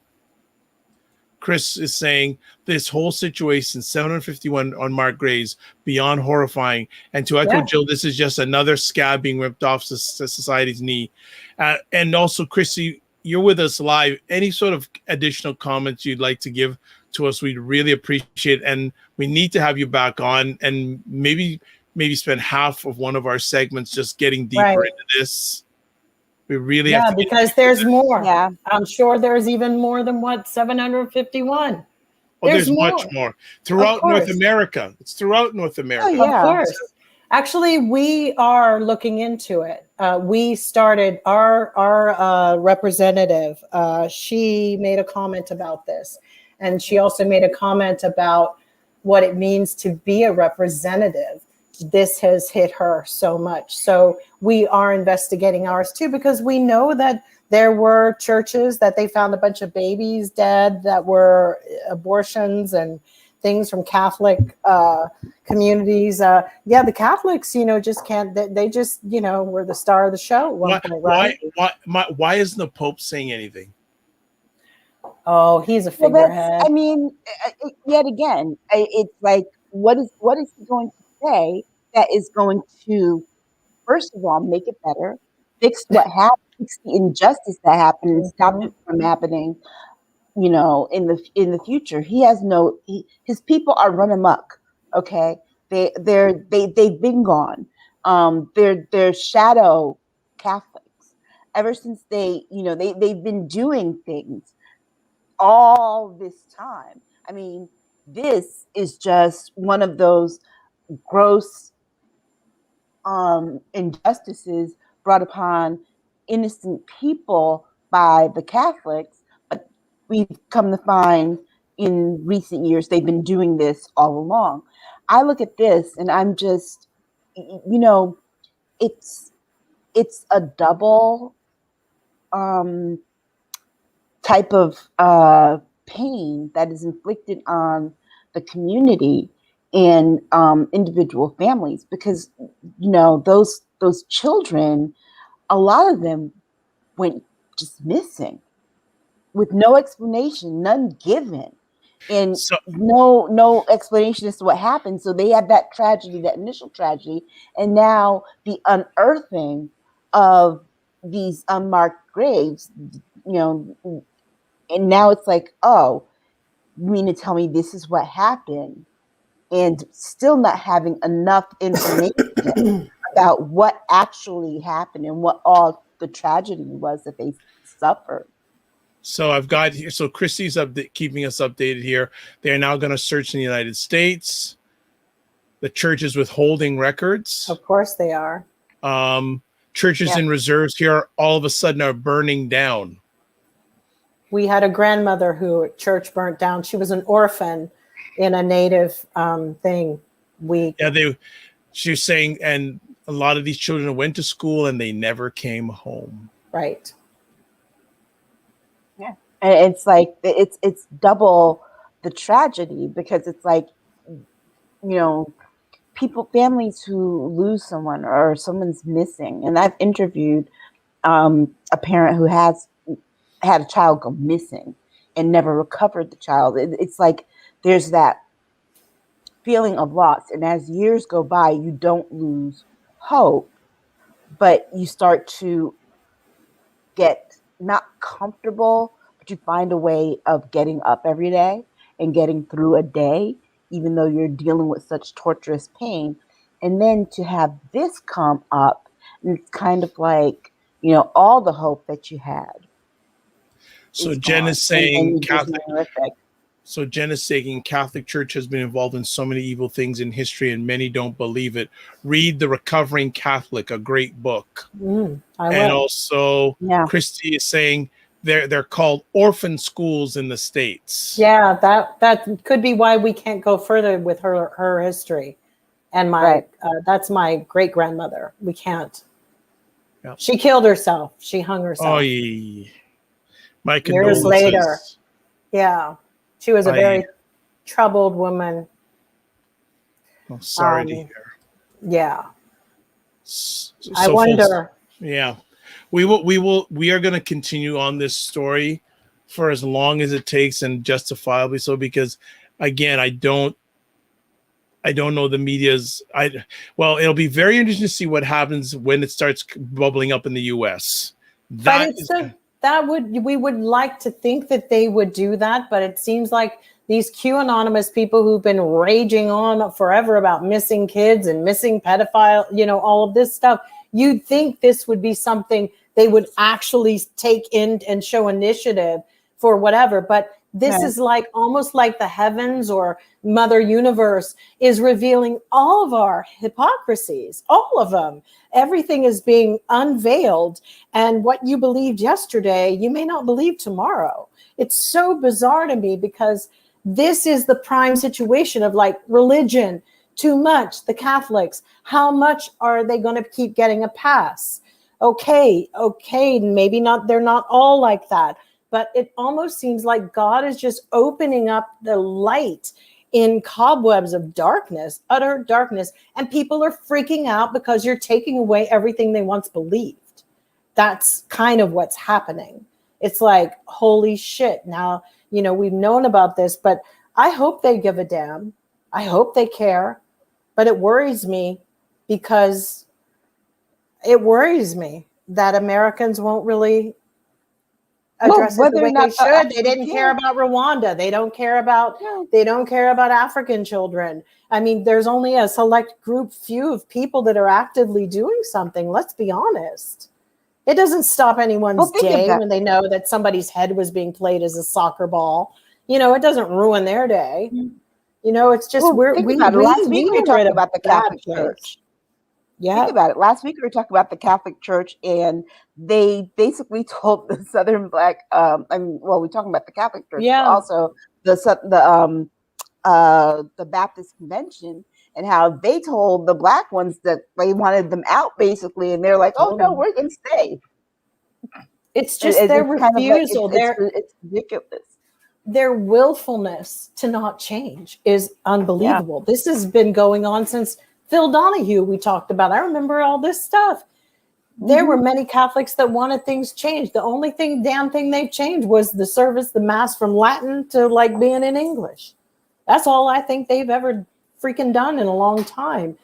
And, I don't know. This is heartbreaking. Just heartbreaking. Okay, I think if Jill says, Phil Donahue a third time, she can start spitting fire. So it's on my mind today. I don't know why. Christy is saying that unfortunately, Jill, the unfortunate loss of your grandmother is a common story. Oh, really? Yes. And also Chris is saying, so sorry about your great grandmother. So he's expressing condolences. Yes, So, like my mother found her and she was only 7. It was like, oh, wow. yeah, and her 2 brothers, and they all kind of had, yeah, it was crazy. And she married, yeah, it was really, really sad. Thanks for, I will, so they were called orphan schools here. Then that makes, and the school burnt down, so we can't find her records. We Wow. were told.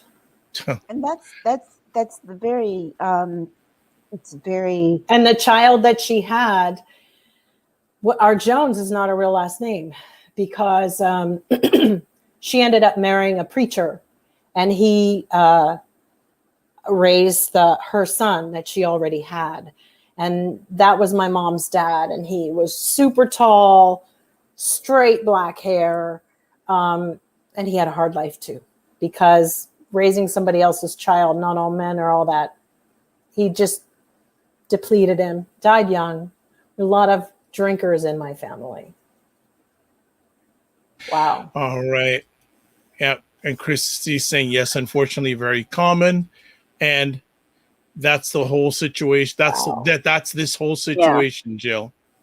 That's what I was going to say. Is I have a feeling it gives me chills. Well, I have a feeling that, not even a feeling, we know that this is going to start happening here in the United States. They're going to start looking, and all of a sudden records are going to go missing. It's not that they don't exist, because just like with slave records, they kept very good records whenever they could make a buck on a human being. They kept very good records. So we know that they have records. We know the records aren't lost, but that's what they're going to tell families. Mm-hmm. And Christy is saying intergenerational trauma. Yeah, we've had it. Crazy stuff in my family on that side. Crazy. Well, after that, let's get to our cockroach for this episode. And he's been the hot topic at the beginning, so we have to end off with him. In push against indoctrination, Governor Ron DeSantis of Florida mandates surveys of Florida college students' beliefs. What? This is all Aisha, because you're a college, I mean, genius, this is his whole thing. And this is the whole thing with Republicans. They think that anyone who goes to college, mind you, a bunch of them are college graduates. They think that they're being indoctrinated by colleges. So if you go to a liberal arts college, you're being considered indoctrinated. And so some of them think state schools are better. However, most of them are graduates of Ivy League schools, which are by virtue liberal arts institutions. Sure. But the thinking tends to be that colleges are now being indoctrinated. Students are now being indoctrinated. As a professor, one of the things that I enjoyed was being able to be assigned a course, pick my own readings, design my own syllabus, and how I was going to teach that course, and what I was going to teach within that course, designing the course, as long as it kept up with the description that was given in the student handbook, the student course catalog. I was free to take that course and make it mine and teach the very things and kind of keep up with the times, and also include some very critical readings. Governors like DeSantis, and you have these school boards with people who believe like DeSantis does, think that this is indoctrination, and that they are strongly against this. And this right here is the extension of that. Oh, we don't want CRT, critical race theory, taught in K through 12 schools. This is them trying to extend that arm beyond what they can actually mandate, because when it comes to colleges and universities, you got to remember, those children, the majority of them who start college are 18. And so you can't, at that point, their parents are no longer involved in their education. You, as an instructor, you cannot talk to their parents. They are legal adults. You can't give their parents any information. All their parents can get is what the kids give them. And so this is another, bite at that apple of, oh, we want, to teach our kids this. We don't want to teach them that. So in other words, we want to teach them the white history, not the right history. And that's what he's doing. And by asking, requiring, mandating a survey of college beliefs and then keeping it in a student file, not only creates that kind of atmosphere, but what happens if you hire a counselor or a professor who doesn't believe what that student does and sends a recommendation for graduate school for that student, and the student has no idea that the professor is leaning one way or the other.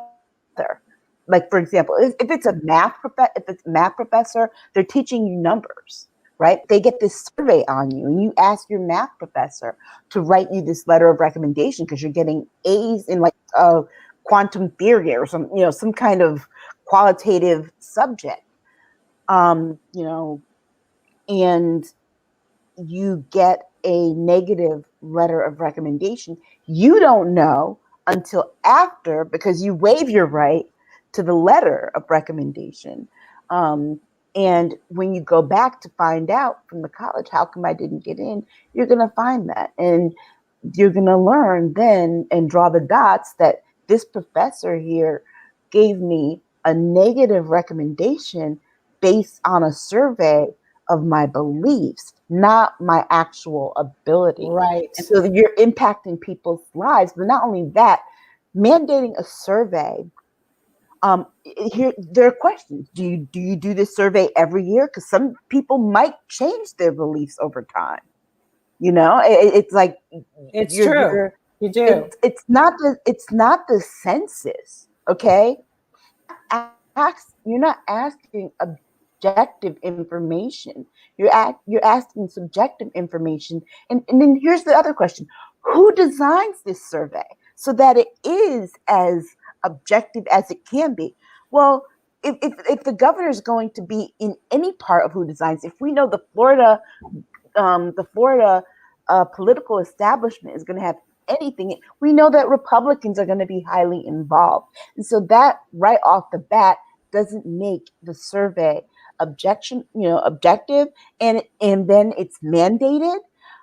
There are certain things that they're going to ask on this survey that it's political, above and beyond. It's all political. It goes above and beyond. And he said it's intellectual diversity. Right. They're asking religious views. They're asking sexual orientation, and they're not leaving any questions for I don't know, decline to ask. They're making people use this choice, and it's going to be in their permanent record if they attend a college and university there. Now, here's the thing.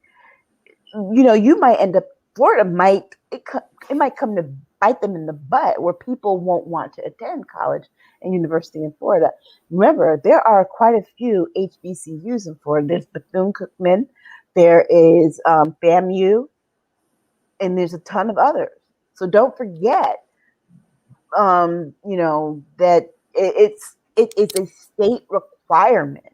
He's going to make it a state requirement of all colleges and universities. He hasn't specified if it's just state run. I think that this is ridiculous, and I think it's against the Constitution what he's asking, and I would expect, because this guy has gone completely pazzo. I'm expecting him to go out and sign Kiss My Behind Day as a law, because this man has lost his mind. That is your right to privacy and your right to religious freedom. And I'm sorry, let me tell you something. Half of those kids will be giving some crazy answers, number one. Only maybe more than half. But furthermore, this is what I'm talking about. Our DOJ, every day they need a spokesman who comes out and says, that ain't right. We're going to check you later. Yeah. I just think they need something like that. They just need a girl who comes out and goes, huh? I also only told half the story. The other part of it is that he's also mandating this survey, not just for college student beliefs. He's mandating it for staff and faculty. And so Right. he's putting parameters on what you can and cannot teach in your own classroom.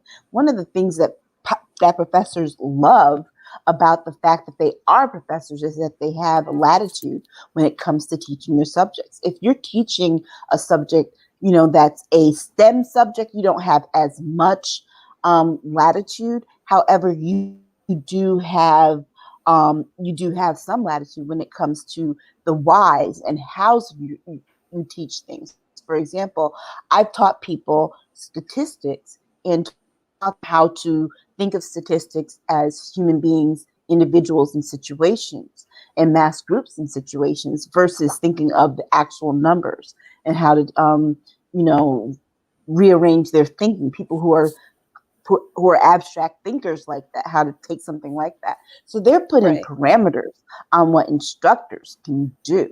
And that right there is just you're going to see a lot of professors just up and leave Florida. And then what happens when you have an unusually large pool of students and not enough instructors to teach them? Well, guess what? You're going to start recruiting from any and everywhere. You're going to start recruiting the bottom of the barrel, and you're going to start putting out a breed of professional that is unprepared, unqualified, unskilled, and they don't have the critical thinking skills that are necessary But you know for that what they do.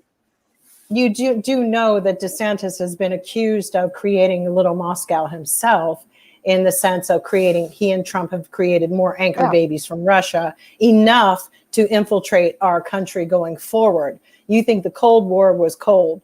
This shit'll be freezing. Blitz.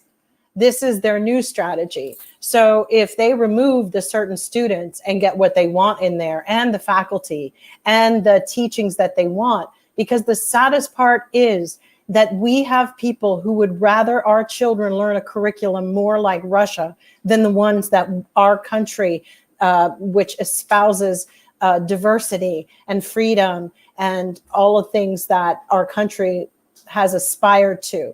They ain't fooling nobody. I know exactly what they're doing. And it's time to shut that down.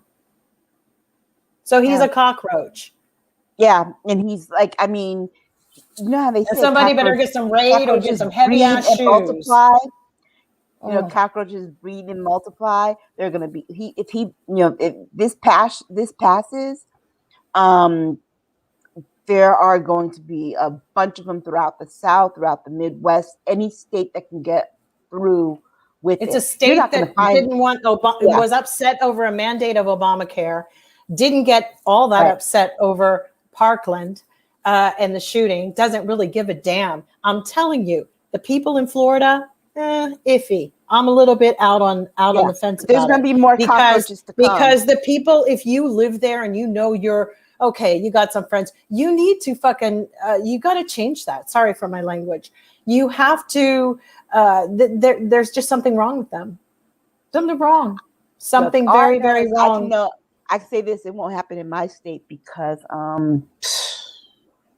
don't be so sure. They're doing is mobilizing. The university owns the state. If they control the entire medical system that employs most of the people in this state, they're not doing it. This is what I just feel like Trump and his cronies get on a Zoom call every month and check in about which part of the boat they're chipping away at.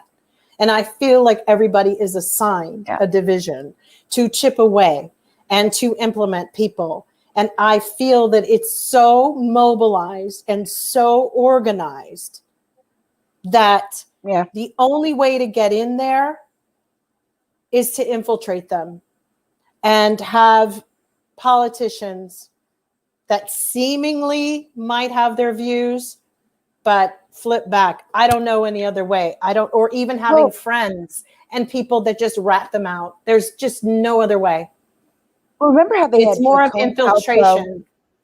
Huh? Remember how they had the COINTELPRO in the 1970s where Hoover was infiltrating all of the organizations like the American Indian associate group, Mm-hmm. the group, the Black Panthers, and Yes, what was yes. the Asian American group? All of the groups that were going for social change, all the minority groups, right? That's what they need to do, and they had people We need to do that. They had people who would infiltrate each of those groups, who were people who were of that particular group of people. Where do we start? We need to do it on the reverse. It's true, but we've even got people who have infiltrated the FBI, the CIA. They're not all who they appear to be anyway. That unfortunately, that's where we are within our own government. And the fact that I'm even saying this, well, that's how makes me so sad. It makes me so sad because that's not America. It's really sad.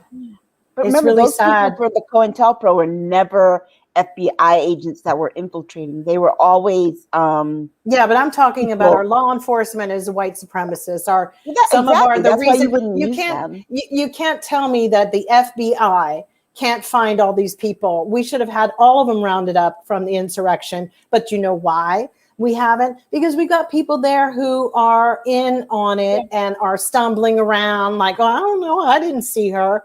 I swear to God, I still think Lauren Boebert's mother was in there. And then y'all can't tell me otherwise.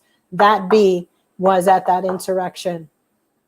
But we have people stalling and screwing up all of this stuff on purpose, deliberately. And they need to watch them. They need to watch all of them. The question is, who's doing the watching? Who's watching On that note, we are going to close off this epic conversation, ladies. 2 last comments we got. Chris saying, DeSantis, yet another feeble-minded attempt to exert control over people. He needs to fall into the sea and be consumed by a carnivorous manatee. Does his idiocy know no bounds? Yeah. And then on a conciliatory note, Christy says, Jill, when this becomes big down there, please be gentle with your spirit. The more we are really the more we are really learning our families aren't so crazy, just very damaged spirits. And it's weighing heavy on all families as we're learning so much at once. We didn't even know what they went through. Wow. Okay. Thank you, Christy. So that is our last comment of the night. Another epic conversation. Thanks, everyone who made it epic tonight. I mean, wow. Like, Christy, thank you. Chris, thank you. Real Django, thank you. Cinema, thank you. Birdie Lynn, Black Beauty. Birdie Lynn says she's going to be back. She's coming back for next week, which will be very nice. Chris is saying, Dr. Vibe, Aisha, Jill, as always, thank you. Bless you all. Right back at you, sir. Right back at you. So before we close down shop for the Betty Rubble. Before we close up shop tonight, as always, the ladies are going to share with us where they can be reached at. So first up, we're going to go to Jill Jones. I'm at Jill D. Jones on Twitter. Very nice. And next up, Aisha Staggers. Aisha Staggers on Twitter, and I will be broadcasting next week from South Carolina. Oh, yes, that's right. I thought you were there this week. Okay, excellent. No, I leave next Saturday. Cool. Okay, all right. Well, I am Dr. Vibe, and the best way to get a hold of me is at my website, thedrvibeshow.com. I'd like to thank everyone who watched this live, or who will watch it on the replay or listen to it on the replay. It's appreciated and not taken for granted. As always, I like to close out my conversations with this. Live your life as a dream. If you can dream it, you can make it. Sometimes you have to get small to get stronger. Block assumptions and aim bigger, aim better, aim higher, aim wider. Love, faith, and respect. And as always, remember to give yourselves grace. God bless. Peace to you all. Keep the faith, and we'll see you soon. Take care.